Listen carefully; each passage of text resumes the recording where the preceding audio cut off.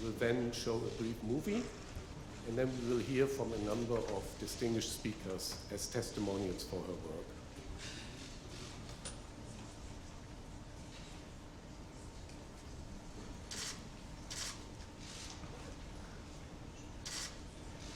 It's a great honor to be here and to MC. It's very easy as well because none of the distinguished speakers actually needs any introduction. So I welcome immediately the Secretary General, His Excellency Antonio Gutierrez.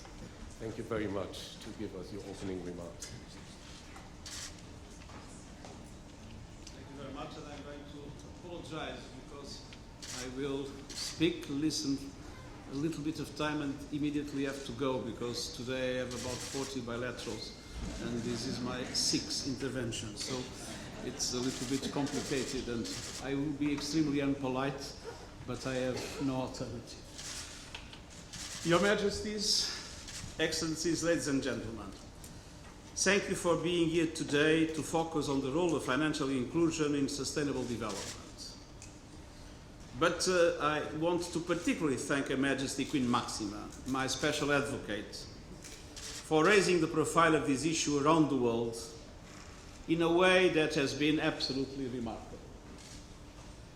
I believe that these 10 years have indeed made an enormous difference. I believe that when you started, we heard in the kind of proto-history of financial inclusion, and today we are really in a very dynamic movement everywhere.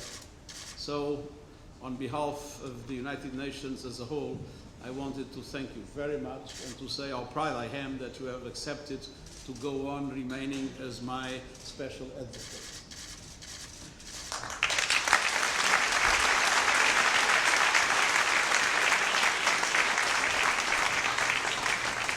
And I thank the group of Friends for Financial Inclusion for their work and for co-hosting today's event.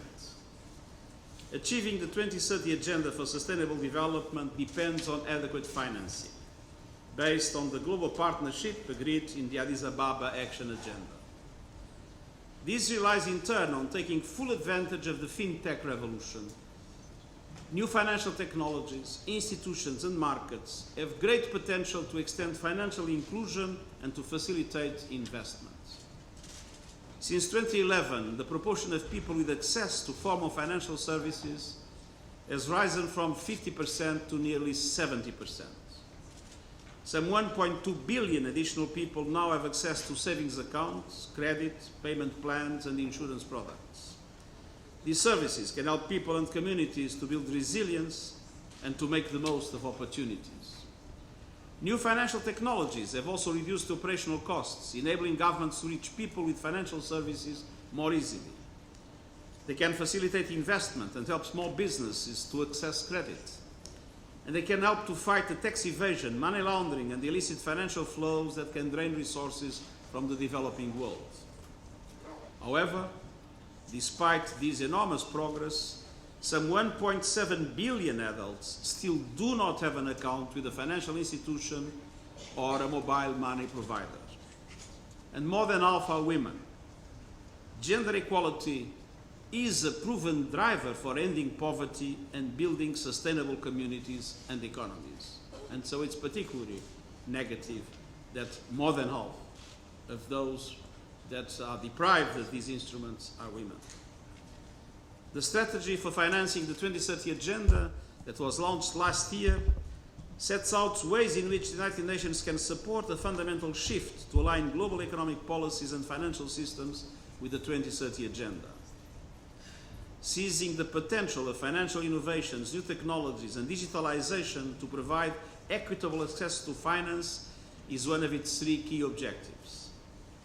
Beyond the United Nations, I'm pleased that the G20, the Gates Foundation, and others are prioritizing financial inclusion, and more than 50 countries have now developed their own national financial inclusion strategies. Lack of a legal identity is a major bar to financial inclusion for 1.1 billion people. Any solution must include efforts to tackle these.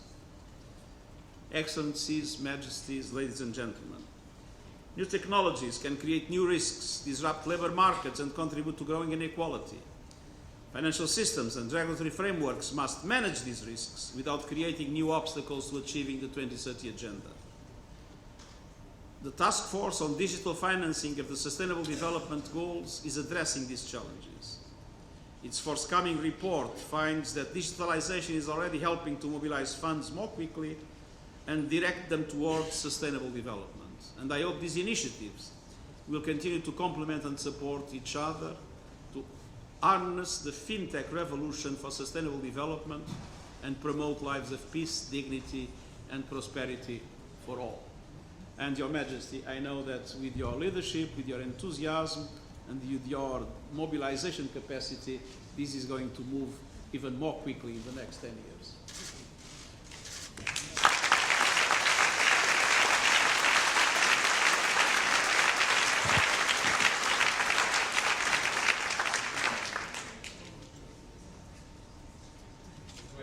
To introduce Her Majesty Queen Maxima of the Netherlands, the UN Secretary General's Special Advocate for Inclusive Finance for Development.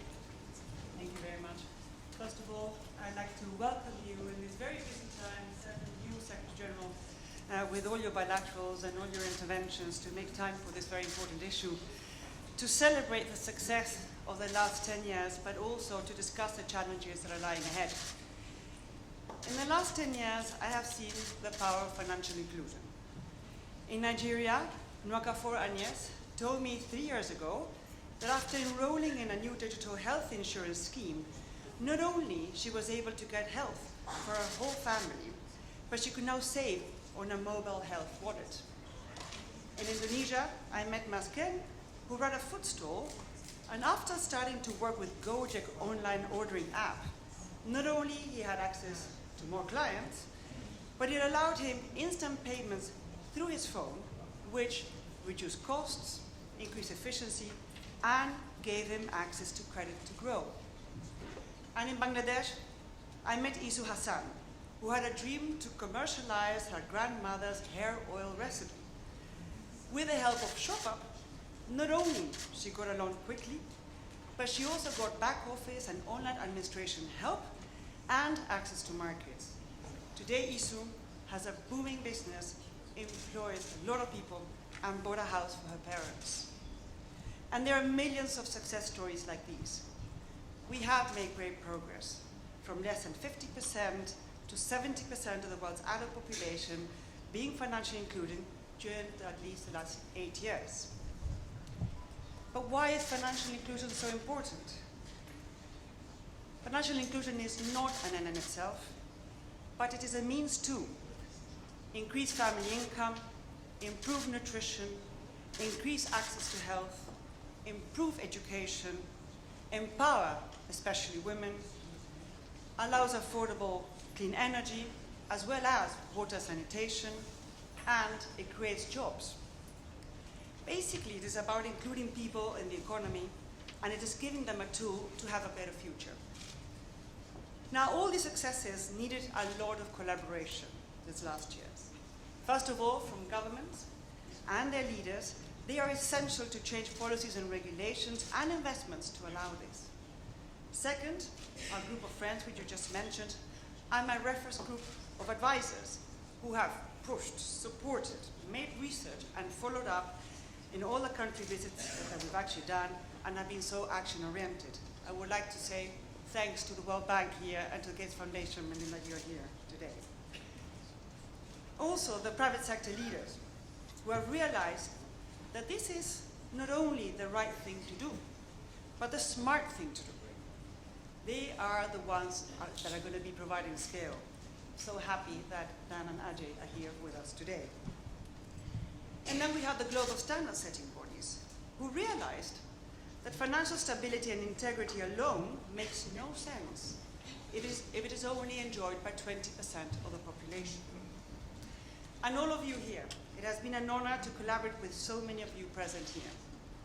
Lastly, I want to thank my office for your great work, the support of my friends, my husband, and my whole country.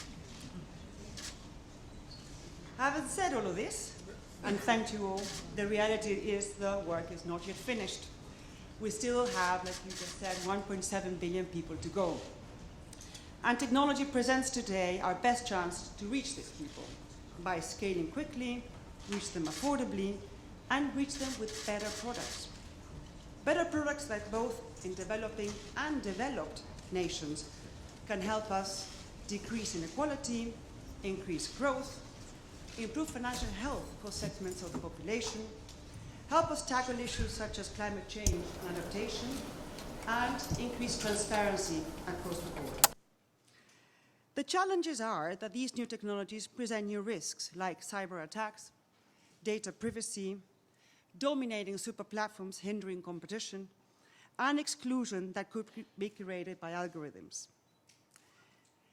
Excellencies, ladies and gentlemen, to be able to do all of this, we have to remain committed to allow these innovations to happen, while at the same time addressing these new risks. Dialogue between regulators and innovators and creating public goods to address these new risks is essential. Financial literacy and consumer protection will be key to protect the less empowered from fraud and over-indebtedness in the new digital credit world. We also need to continue to seek better solutions for the hard-to-reach segment group, to hard-to-reach groups, like you just mentioned, the women, the micro, small and medium-sized enterprises, and the farmers and the rural. Lastly, we need to think beyond access and more of financial health. We need services of good quality that meet people's financial needs, protect them against shocks, and help them plan for a brighter future. I thank you, Secretary General, for your trust, for your support. It has been a wonderful journey so far. Thank you.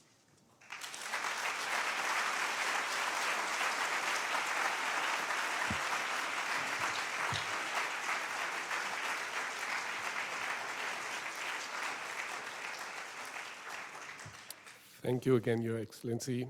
Thank you, Your Majesty, Queen Maxima. We will now show a movie, a quick film, to transition to the afternoon, to the rest of the afternoon.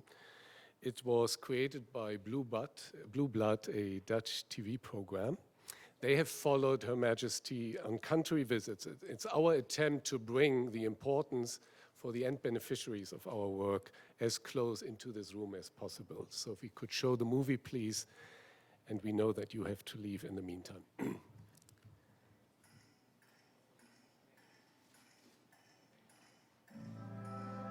Over the last decade, the world has witnessed incredible progress in financial inclusion. 3.8 billion people can now access formal financial services. That represents close to 70% of all adults today, compared to just 51% in 2011. As a UN Secretary General Special Advocate, I have been working for more than a decade on what we call financial inclusion. That is, giving everyone, everywhere, the financial services they need to protect themselves against hardship, to invest in the future, and to really, finally, be able to be part of economic progress. Financial inclusion, especially through digital technology, is transforming people's lives and contributing to development. On country visits, the Special Advocate and her partners have seen firsthand how mobile money, digital finance and fintech provide exciting and promising innovations to help meet customers' needs. In Indonesia, a tech company called Gojek introduced a ride-hailing app that now provides access to a broad range of products and services. The company also has a digital wallet called GoPay that enables people to make easy payments without using cash or having a bank account. And Gojek offers easier access to bank credit for their drivers and merchants. The drivers, they told us like how their life is very improved from before they joined Gojek, and some people cannot have